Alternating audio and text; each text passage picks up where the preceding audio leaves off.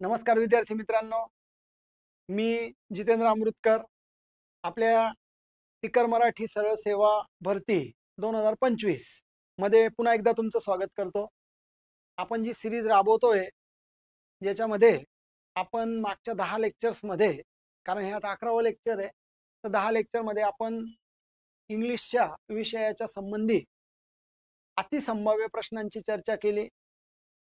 आगामी 2025 तलाठी भरती ला टार्गेट ठेवून एक्झॅक्टली साधारणपणे त्याच्याशी रिलेटेड कसे प्रश्न येतील जे TCS पॅटर्न नुसार असणार आहे, आणि त्याचप्रमाणे मुद्रांक भरती असेल किंवा TET परीक्षा, नगर परिषद, MIDC, DMER आणि तत्सम सरळ सेवा परीक्षा, या सगळ्यांची एकत्रित तयारी होईल अशा पद्धतीने इंग्रजी विषयाची तयारी, ज्याच्यात बरेच मुलं मार्क्स मिळवण्याच्या दृष्टीने थोडेसे मागे पडतात, असं एक साधारण वातावरण आहे.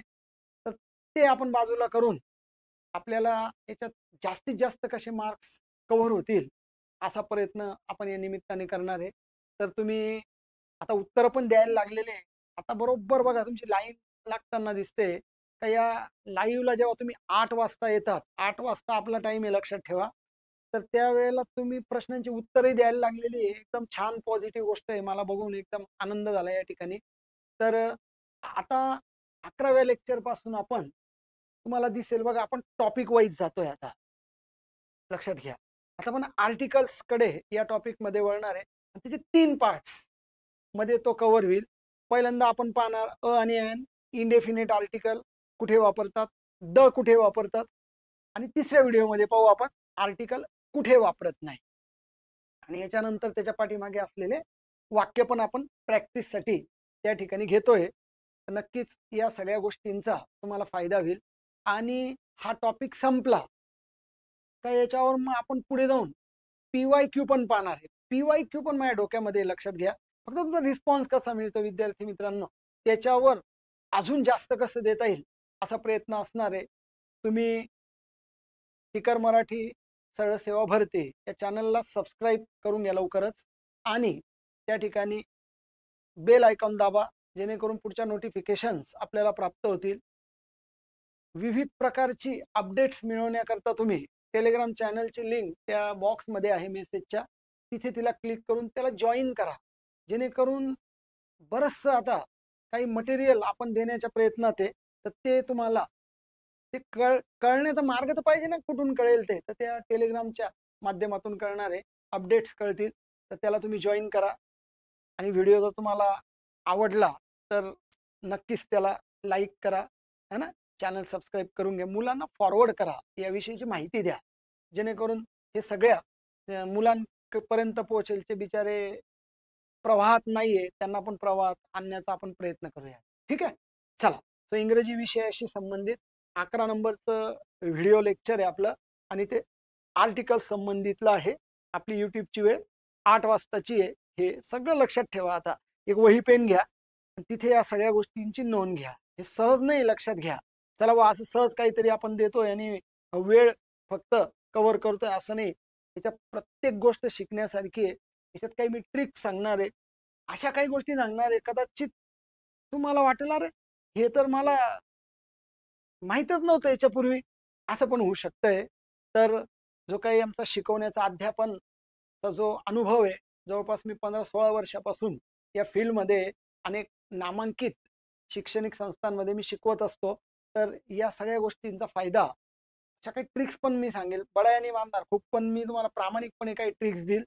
नियमाचा बेसिक सांगेल, जो तुम्ही कव्हर केला तर नक्की तुम्हाला तुमचा ॲटिट्यूड बदलेल, तुमचा अप्रोच बदलेल, तुमचा आत्मविश्वास नक्की वाढेल. ठीक आहे. तर बघा, या सगळ्या गोष्टी मॅटर करतात ज्या दिवशी परीक्षा असते, है ना. चलो, सो लेट स्टार्ट. टॉपिकला सुरुवात करू आपण. Articles part 1. पार्ट 1 हे लक्षात घ्या, कारण आपण याला 3 पार्ट्समध्ये 3 लेक्चर्समध्ये डिवाइड करतोय. त्याच्यानंतर आपण त्याचे PYQ पण डिस्कस करणार आहे. म्हणजे विद्यार्थी हे तिन्ही पार्ट्स कव्हर करतील, नक्की त्यांना पुढच्या पार्टमध्ये ज्याच्यात आपण PYQ घेणार आहे, नक्कीच त्याचा फायदा होईल. आणि इंटरेस्टिंग टॉपिक घेणार आहे विद्यार्थी मित्र, इतकं मजा येईल ना तुम्हाला, खरं सांगतो. फक्त तुम्ही ना कनेक्टेड राहा, है ना. बा, चला लेट्स स्टार्ट. आता आपण आर्टिकलवर बोलूया. आता आर्टिकल असा टॉपिक आहे का ज्याच्यावर हमखास प्रत्येक परीक्षेला प्रश्न आढळतो. अशी एकही परीक्षा नाही की ज्याच्यावर आर्टिकल परीक्षा येत नाही. लक्षात घ्या, सरळ सेवेवर येण्याची खूप दाट शक्यता आहे. आर्टिकल प्रश्न आला तर तो आपलाच आहे अशी तयारी करायची आहे. सगळ्यात पहिला प्रश्न आहे की आर्टिकल मराठीत त्याला उपपदे म्हणायचं. ठीक आहे, त्याच्यावर काही एवढं खास खूप कळलं नाही म्हणजे काय उपपदे म्हणजे काय व फक्त मग आता त्याच्या पाहून त्याची जर व्याख्या पाहिली तर ती आपल्याला कळेल. तर आर्टिकल्स आहेत काय, कुठे वापरतात, हे सगळ्यात पहिले पाहूया आपण. सो आर्टिकल्स आहेत कोणते, पहिली गोष्ट वास्तविक ते पुढच्या ह्याच्यात घेतलेलं आहे ते मी तुम्हाला पहिले दाखवतो आणि मग आपण बॅक जाऊया. आर्टिकल्स किती, 3. किती असा प्रश्न परीक्षेला येणार नाही, पण आपल्याला पहिले फॅक्च्युअल आपण सोप्याकडनं कठीणाकडे जाऊया. आर्टिकल्स किती, 3 आर्टिकल आहेत. कोणते, तर अ, एन, द. काही पुस्तकांमध्ये याला ऑर केलेलं आहे, ते म्हणतात 2च आहे, अ किंवा एन पैकी एक, म्हणजे ते एकच धरायचं. आणि काही पुस्तकात त्याला अलग अलग दिलेले, आपण 3 धरू, त्याच्याने काही फरक नाही पडत. सो अ एन एक जरी असलं तरी 2 कन्सिडर करू आणि द. 3चं उत्तर मग असं द्यावं लागेल आणि 2च धरले तर मात्र अ किंवा एन म्हणावं लागेल, पण 3 धरूयात. आर्टिकलचे प्रकार म्हणजे आहेत 3 आर्टिकल, अ एन द. माहिती आहे, आपण लहानपणामध्ये आर्टिकल आपल्याला माहिती. प्रकार किती, 2. प्रकार 2 हे लक्षात घ्या, है ना. टाईप 3, प्रकार 2. तर त्याचे प्रकार कोणते, ते 2 प्रकार. पहिला इनडेफिनेट, दुसरा आहे डेफिनेट. 2 प्रकार, पहिला इनडेफिनेट, दुसरा डेफिनेट. इनडेफिनेट म्हणजेच अनिश्चित, इनडेफिनेट म्हणजे अनिश्चित आणि डेफिनेट म्हणजे निश्चित. निश्चित, अनिश्चित असे प्रकार केले म्हणजे त्याच्यामध्ये. आर्टिकल हे कुठे वापरतात हे आपण पहिल्या स्लाइडमध्ये पाहणार आहे. पहिल्यांदा त्याचा बेसिक घेऊन घ्या. आर्टिकल्स 3 वगैरे वगैरे, त्याचे 2 प्रकार, इनडेफिनेट, अ ऑर एन म्हणतोय बघा आपण, म्हणून काही पुस्तक आहे ते 2च दिलेले, पण ते आपण 3च कन्सिडर करू. इनडेफिनेट नंतर डेफिनेट आर्टिकल एक आहे द, तो एका बाजूला 2, एका बाजूला 1, इनडेफिनेट, डेफिनेट. क्लिअर. हा, आता प्रश्न असा का हे जे काही आर्टिकल्स आहे हे वापरतात कुठे, म्हणजे एखाद्या वाक्यामध्ये आर्टिकलचं स्थान कुठे, कोणाशी संबंधित आहे. आर्टिकल्स हे नामापूर्वी वापरतात. सगळ्यात महत्वाचं स्टेटमेंट लक्षात घ्या, आर्टिकल्स हे नामापूर्वी वापरतात. व नामापूर्वी जर ऍडजेक्टिव्ह आलं, असं पण शक्य आहे, तर ते त्याच्या पूर्वी वापरतात. म्हणजे कसं बघा, तर नाऊन आहे, याच्या अगोदर आर्टिकल आहे. आता नाऊन पण आलं, ऍडजेक्टिव्ह पण आलं म्हणजे विशेषण, आणि आर्टिकल पण आलं, ने तिघांना आपल्याला सोबत घ्यायचंय. तर या नामाच्या पहिले मात्र ऍडजेक्टिव्ह येईल आणि आर्टिकल इकडे सरकेल, म्हणजे मग इकडे येईल आर्टिकल जे अयंध आहे. या वाक्याचा अर्थ कळला. आर्टिकल्स हे नामापूर्वी म्हणजे इमिजिएट नामापूर्वी, नामापूर्वी या नामाचं वर्णन करण्याकरता ऍडजेक्टिव्ह आला तर त्याच्या अगोदर सरकेल. कसं उदाहरणातून सांगायचं असेल तर बघा, आता he is a student, he is a student. मग या ठिकाणी अ काय आहे, आर्टिकल आहे 100%. का बरं आर्टिकल आहे, कारण अ यादीतलं आहे. स्टुडंट काय आहे, नाऊन आहे. झालं, नामाच्या पूर्वी आर्टिकल येतं किंवा आर्टिकल नंतर नाऊन येतं, असं पण लक्षात ठेवा. आर्टिकल नंतर नाऊन येतं, ऍडजेक्टिव्ह नंतर नाऊन येतं. आर्टिकल ऍडजेक्टिव्ह त्या दोघांच्या नंतर शेवटी नाऊन येतं, कारण की नामाशी संबंधित ऍडजेक्टिव्ह पण असतं आणि आर्टिकल पण असतं. म्हणून आर्टिकलचं पार्ट्स ऑफ स्पीच काय, आर्टिकलचं पार्ट्स ऑफ स्पीच काय, म्हणजे त्याची शब्दाची जात काय, असं विचारलं तर याचं उत्तर ऍडजेक्टिव्ह द्यावं लागतं. ते ऍडजेक्टिव्हच असतं ऍक्च्युली, बरोबर. काही पुस्तकामध्ये त्याला डिटर्मिनर्स असं म्हटलेलं पण तुम्हाला सापडेल. ते डिटर्मिनर्स आहे because they come before noun to determine its meaning, म्हणजे नामाच्या अगोदर येऊन त्याला ते डिटर्मिन करतं, निश्चित करतं. म्हणून आर्टिकल हे डिटर्मिनर्स म्हणजे ऍडजेक्टिव्ह समजलं जातं. पण ऍडजेक्टिव्ह आलं तर हे त्याच्या अगोदर सरकतं. कसं, उदाहरण बघा, आता he is a brilliant boy. आता हे बॉय नाऊन आहे. आता मग तुम्ही आर्टिकल इथल्या पोझिशनला घेतलं तर कसं वाचलं जाईल? He is brilliant a boy. चालेल असं? नाही चालणार. का नाही चालणार? कारण ते नामाच्या अगोदर ऍडजेक्टिव्ह आलं तर त्याच्या अगोदर ही is N extraordinary teacher. Teacher noun आहे आणि एक्स्ट्राऑर्डिनरी टीचरची माहिती देणारे विशेषण. शिक्षक कसे? एक्स्ट्राऑर्डिनरी. बॉय कसा? ब्रिलियंट. हे ऍडजेक्टिव्ह झालं. तुम्हाला माहिती आहे नामाला कसा कशी प्रश्न विचारल्यावर ऍडजेक्टिव्ह येतं आणि मग त्याच्या अगोदर.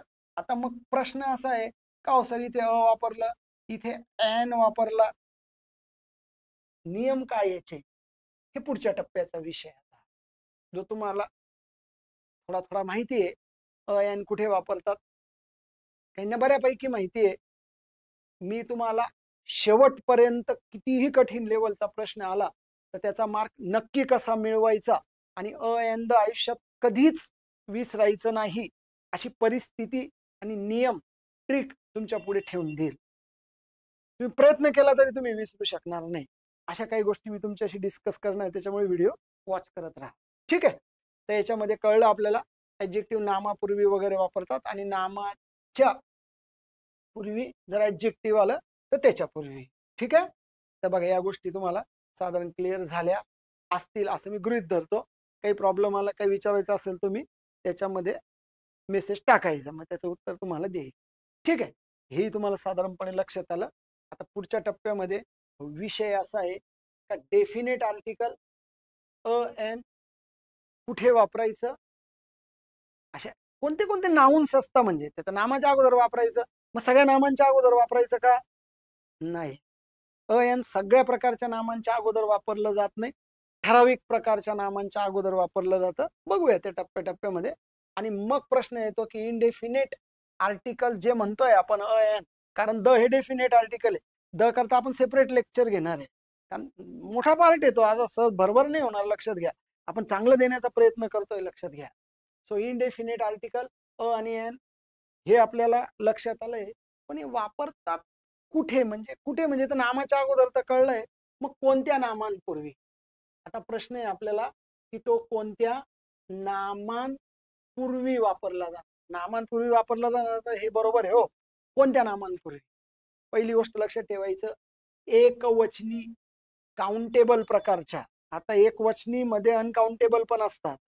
म्हणजे एकवचनी म्हणजे त्यांना एक वचन समजतात, ते अनकाउंटेबल पण असतात. पण अनकाउंटेबल नको आपल्याला, काउंटेबल. काउंटेबल म्हणजे 1, 2, 3 असे मोजता येतील. शेवटी एक लक्षात घ्या विद्यार्थी मित्रांनो, अ आणि एन या इनडेफिनेट अनिश्चित आर्टिकलचा अर्थच मुळामध्ये एक आहे.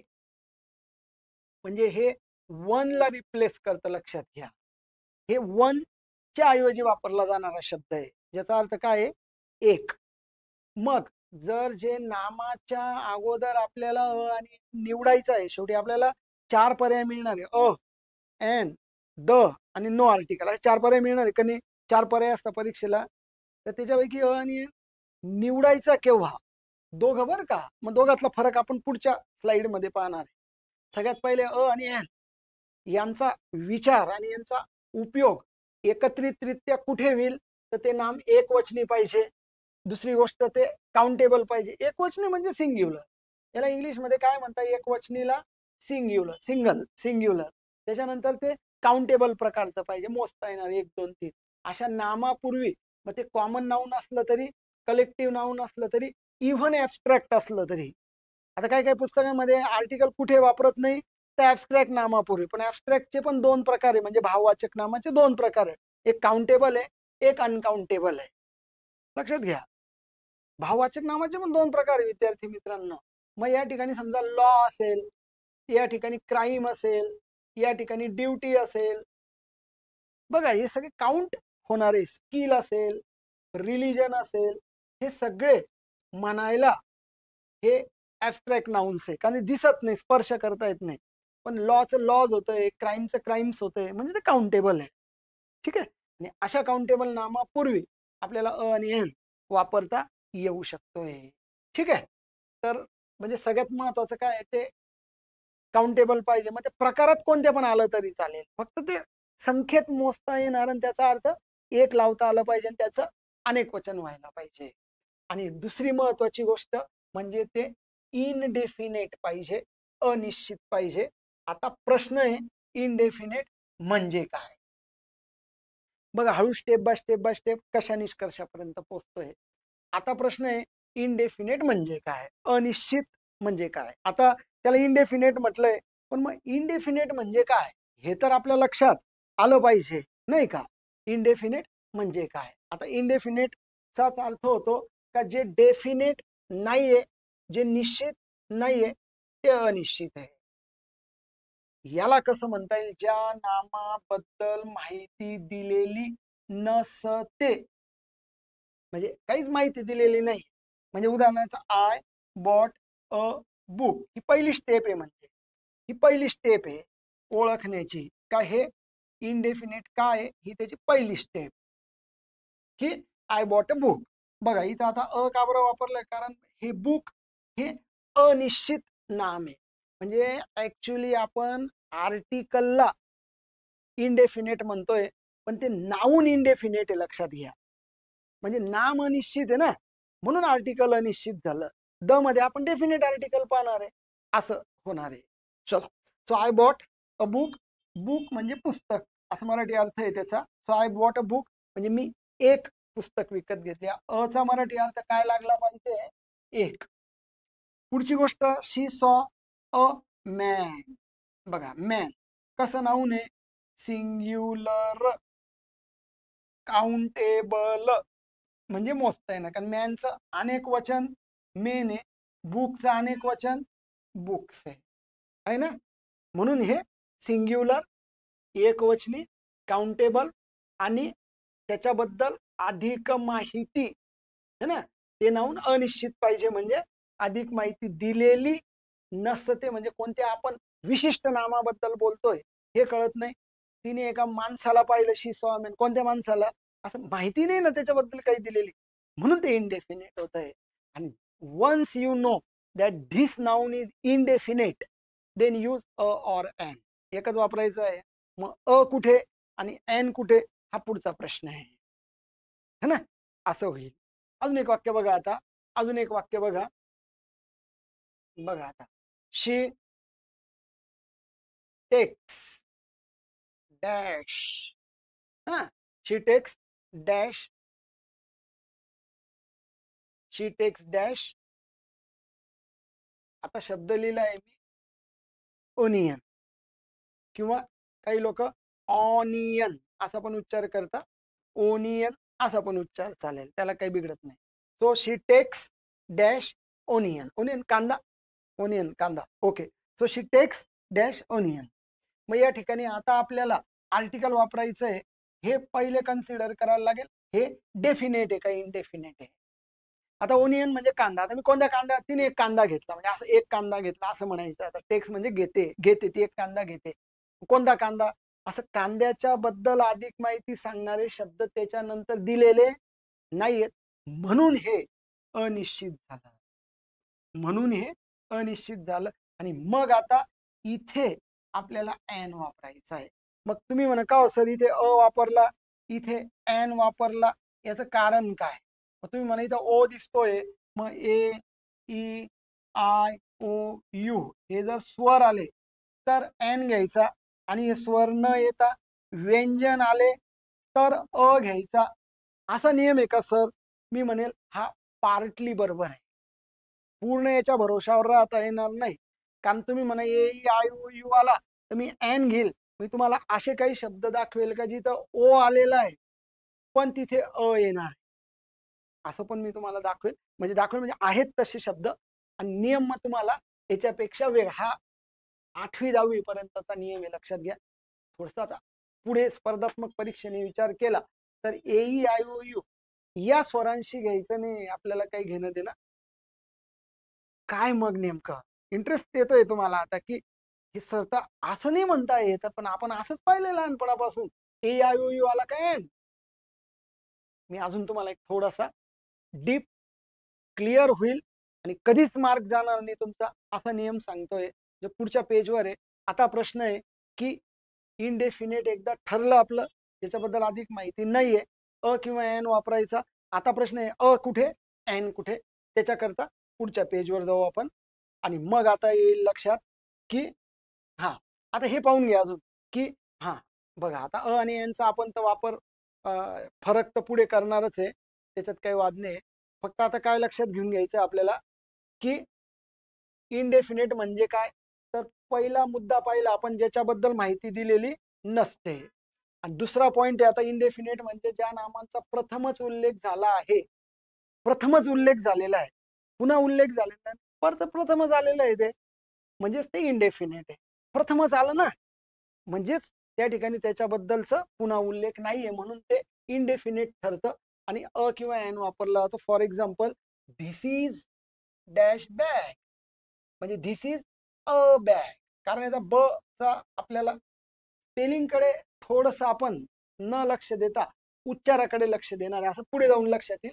So this is a bag, प्रथमच उल्लेख याला म्हणतो आपण प्रथमच उल्लेख, है ना. पुढे डॅश बॅग इज माइन.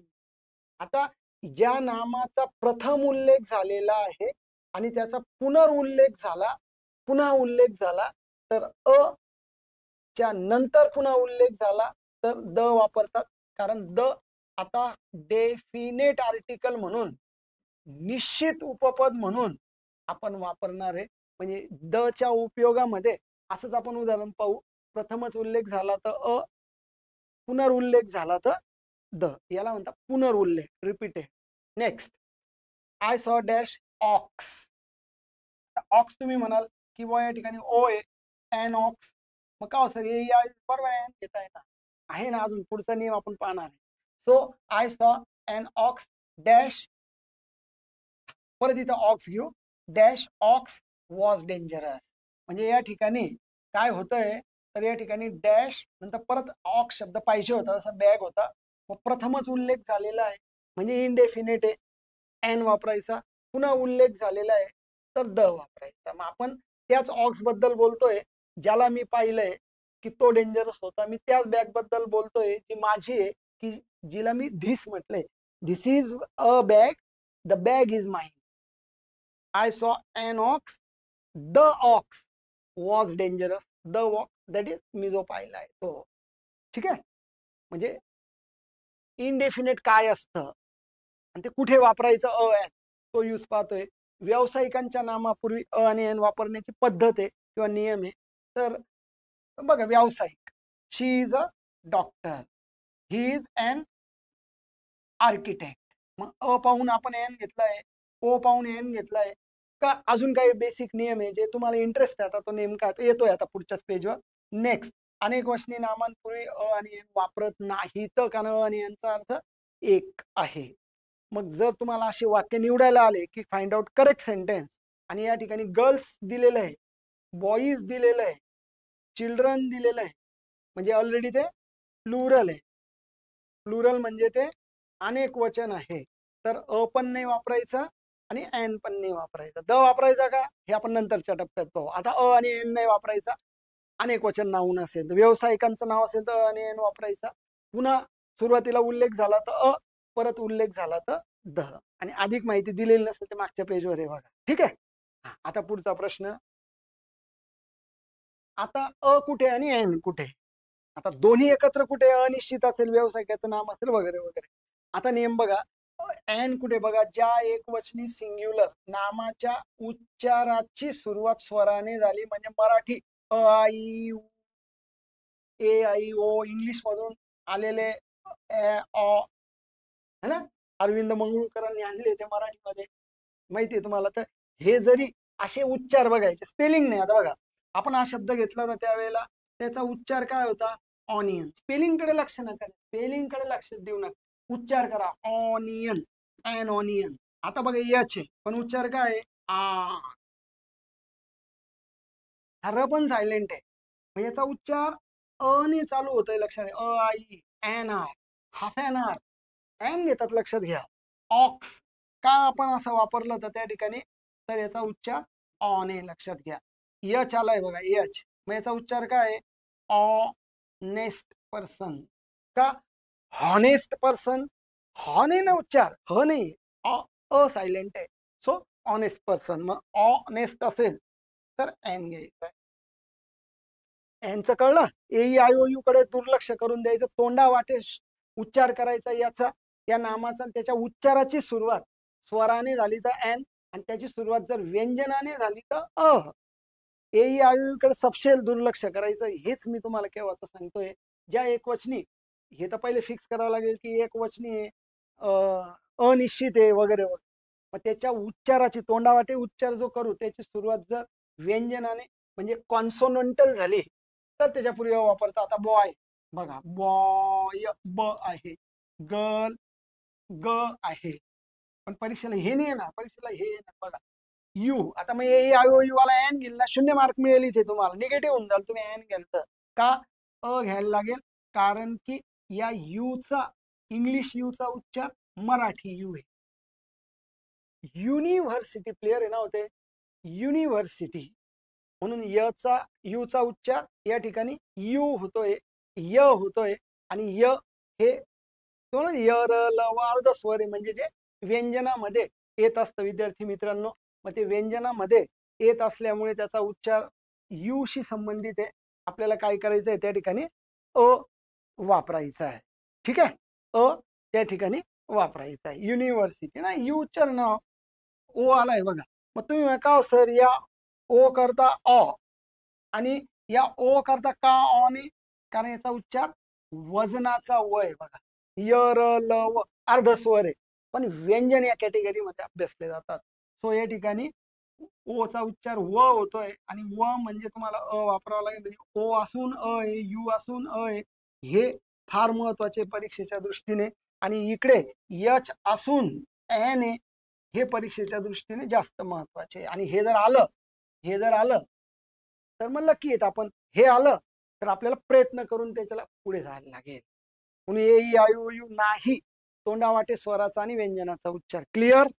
हे होत्या त्या ट्रिक्स, या त्या महत्वाच्या गोष्टी होत्या ज्या या टिकर मराठी सरळ सेवेच्या प्लॅटफॉर्मवर मी जितेंद्र अमृतकर तुमच्या सोबत प्रेझेंट करतोय.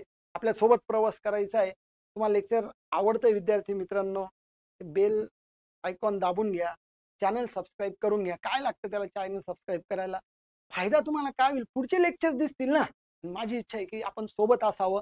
तुम्ही पूर्ण तलाठी पद तुम्हाला मिळेपर्यंत, किंवा कुठली एखादी स्पर्धा परीक्षा तुम्ही पास होऊन तुम्ही गव्हर्नमेंटच्या जॉब लागावं, याकरता हा सगळा मेहनत आणि खटाटोप या ठिकाणी होतोय.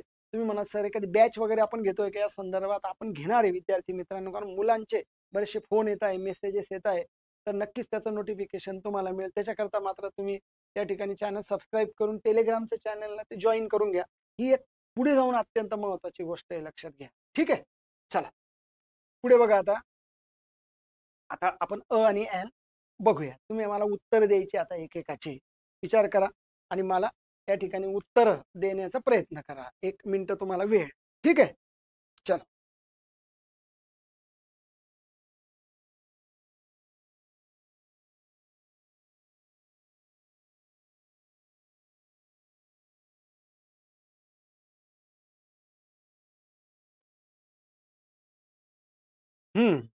द्या एकेकाची उत्तर द्या.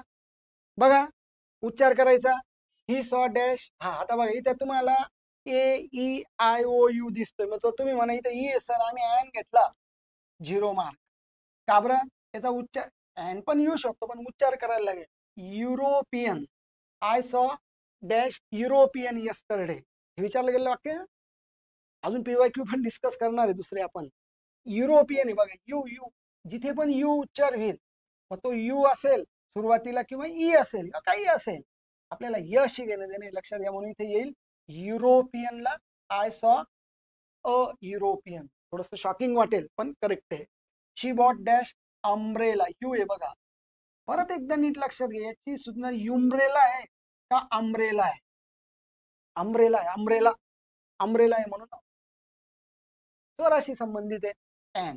म्हणजे एखाद्या यूला अ पण येऊ शकतं सुरुवातीला, इकडे एन पण येऊ शकतं. म्हणून ए या पाठ करून जायचं नाही. The people found dash horse, हॉ, हॉ, ह क्लिअर आहे. म्हणून इथे घ्यायला लागेल तुम्हाला the people found people found a horse. I eat egg. A एडक्याचा एग आहे. An egg. This is dash व 1 रुपी. वन साइडेड व उच्चार आहे. व ओ कडे एन नका घ्या बर का, अ घ्यायला लागेल. A one sided affair. Clear. बघा अशा पद्धतीने तुम्ही हे 5 प्रश्नांची उत्तर दिलीत. आता शेवटचे 5 प्रश्न घेऊन मग हे लेक्चर इथे संपूया. आपण पुढच्या लेक्चरमध्ये लवकरच भेटू. द्या एकेकाची उत्तर द्या, 5च्याचं उत्तर द्या, 6व्याचं द्या. प्रयत्न करा, लक्षात घ्या. तुमचे कमेंट्स फार महत्वाचे. त्याच्यात काही चुकत असेल तर मी त्याला करेक्ट करण्याचा प्रयत्न करेल. काही विचारायचं असेल तुम्ही विचारू शकता. सर याच्यात थोडी शंका वाटते हो, या पुस्तकात आम्ही असं वाचलं. बिनधास्त विचारा. याच्याने खूप शंका तुमच्या क्लिअर होतील. तुमच्या प्रत्येक प्रश्नाचं उत्तर मी देईल कमेंटमध्ये. तुम्ही टाका काय अडचणी असेल तर. बघा तो मिस्टर शर्मा इज डॅश, परत यू दाखवतोय मी तुम्हाला मुद्दाम असं दाखवतोय की बघा इथे काय येईल. हे आयोगाने विचारलेले वाक्य आहे. Union leader. यूच्या स्पेलिंगकडे दुर्लक्ष करा. You U U U a union leader. Artist I a I an artist. Seema is an artist. Mohan is dash new. आपण पाहिलंय की नामाच्या अगोदर ऍडजेक्टिव्ह असेल तर त्याच्या उच्चाराला घ्यायचा. परत न्यूचा उच्चार न आहे. न न न व्यंजन आहे. अ सोहम एज डॅश इंटरेस्टिंग. हे पण नाऊन आहे. त्याच्या अगोदर हे ऍडजेक्टिव्ह आहे. या ऍडजेक्टिव्हचा उच्चार बघायचा. इंटरेस्टिंग. ई उच्चार आहे. An interesting. हे बघा आता हे थोडं फसवं आहे. ई ने सुरुवात झालेलं आहे पण याचा उच्चार यूलॉजी. लक्षात घ्या. यूलॉजी म्हणजे प्रेज सॉन्ग, म्हणजे स्तुतीपर गीत. स्तुती केलेलं गीत. स्तुतीपर गीत. पण याचा उच्चार य आहे. याच्यासारखाच आहे. युनियन सारखाच य आहे. इथं यू दिसतोय, इथं ई दिसतोय. मग तुम्ही ए ई आय यू वाले जे काही असतील विद्यार्थी त्याचा एन घेऊन टाकतील तर 0 मार्क मिळेल. निगेटिव्ह होऊन जाईल. काय असेल? अ यूलॉजी. ठीक आहे. तर बघा विद्यार्थी मित्रांनो, अशा पद्धतीने छानपैकी तुम्ही आर्टिकलचा पहिला पार्ट या ठिकाणी शांतपणे व्यवस्थित ऐकून लिहून घेतलाय. प्रश्नांची उत्तरं दिलेले आहे. चॅनलला सबस्क्राईब केलेलं आहे. बेल आयकॉन दाबलेला आहे. लाईक केलेलं आहे. लेक्चर आवडलं तुम्हाला, माझी मेहनत तुम्हाला आवडलेली आहे. चॅनलचं प्रेझेंटेशन तुम्हाला आवडतंय. पीपीटी आवडतंय. सुंदर सुंदर तुमच्यासाठी तयार केलेलं आहे. थँक्यू म्हणतोय मी तुम्हाला. तुम्ही लाईक करा. थँक्यू म्हणा. पुन्हा भेटू पुढच्या लेक्चरमध्ये जिथे आपण द बद्दल बोलणार. Definite article. लवकरच भेटू. चला बाय.